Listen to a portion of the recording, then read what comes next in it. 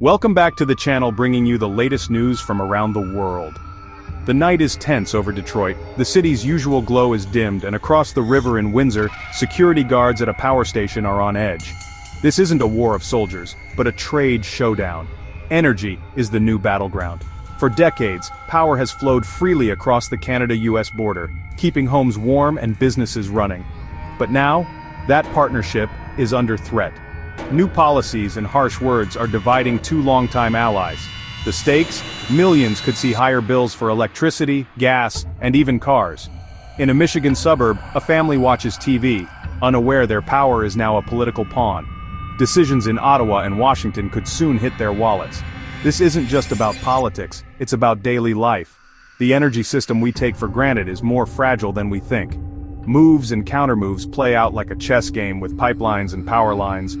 Tonight, Detroit's lights are on, but uncertainty looms. People are starting to ask, are we ready for what's coming?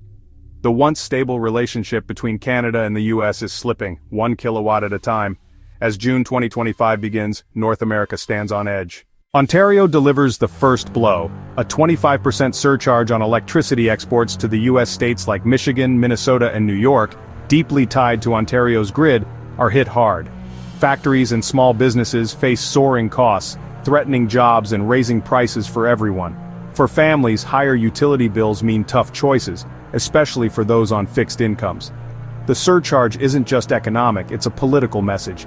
Canada won't be pushed around. The once friendly energy partnership is now a source of friction. American leaders are forced to pay attention as the stakes rise. The surcharge is a powerful bargaining chip, turning a basic need into a source of stress. The decision in Toronto ripples through homes and businesses across the northern US. This is just the opening shot in a much larger energy battle. The cost of keeping the lights on is now a matter of international politics. The energy relationship is no longer stable. The battle lines are drawn. The conflict isn't just about electricity. Oil is in play too. Canada, once reliant on the US as its main oil customer, is shifting east. China is now Canada's top buyer of crude, marking a seismic shift in global energy trade. New pipelines and ports on Canada's west coast are being built to serve Asian markets. For the US, this means losing a reliable oil source and facing higher gasoline prices. American refineries must now look farther afield, risking higher costs and less stability. For Canada, diversifying away from the US is a gamble, but one they're willing to take. The message to Washington is clear: Canada has options. The days of cheap, plentiful Canadian oil flowing south may be ending. The energy relationship is no longer one-sided. Canada is in the driver's seat, forging new alliances. This pivot challenges decades of North American energy security. The US must now adapt to a new reality. The global energy map is being redrawn. Experts warn untangling the Canada-US energy system isn't simple. The North American grid is a complex web. Electricity and fuel flow back and forth every second. Disruptions could trigger blackouts and chaos on both sides of the border.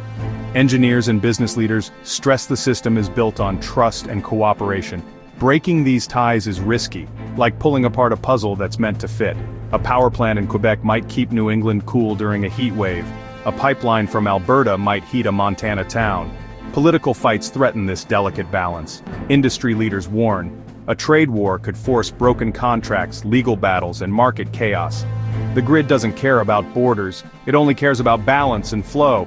The current climate puts that balance at risk. A major blackout in one area could cascade across the continent. The experts are clear: we're playing with fire. The energy system's fragility is now exposed. The continent's stability hangs in the balance. The US isn't standing still. President Trump, back in the White House, responds with aggressive new tariffs. Steel, aluminum, cars, and copper from Canada are all targeted. The North American auto industry, deeply integrated, faces major disruption. Tariffs threaten to raise costs for everything from cars to bridges to soup cans.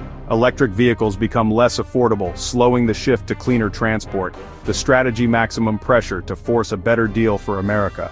But these tariffs hurt both sides, raising prices and creating uncertainty. Businesses can't plan for the future amid shifting rules.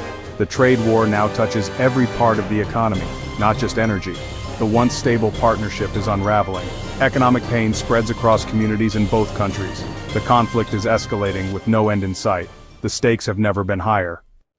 The cycle continues. Canada acts, the US retaliates, and the relationship frays. Both economies are deeply intertwined. What hurts one, hurts the other. Consumers face higher bills, job losses, and rising prices on everyday goods.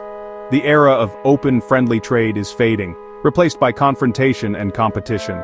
Businesses and investors are nervous, unsure what tomorrow will bring. The energy system that powers our lives is under stress. The once unthinkable, blackouts, supply shortages, economic pain, is now possible. The close friendship between Canada and the US is being tested as never before. The future of North American prosperity hangs in the balance. Will leaders find a way to de-escalate, or will the trade war deepen? The lights are still on, but uncertainty rules the day. The systems we rely on are fragile. The energy showdown has only just begun.